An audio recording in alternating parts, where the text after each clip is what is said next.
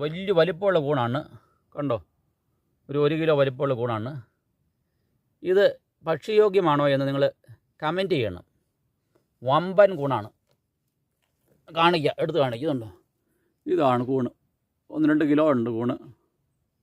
കണ്ടോ, ഇത് കണ്ടോ, ഇതാണ് കൂണ്. അടിഭാഗം നല്ല സ്പോഞ്ച് പോലത്തുള്ള കൂണാണ്. കണ്ടല്ലോ,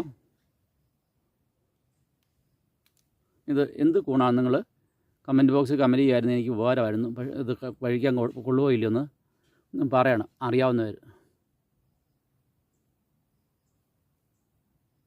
കണ്ടല്ലോ,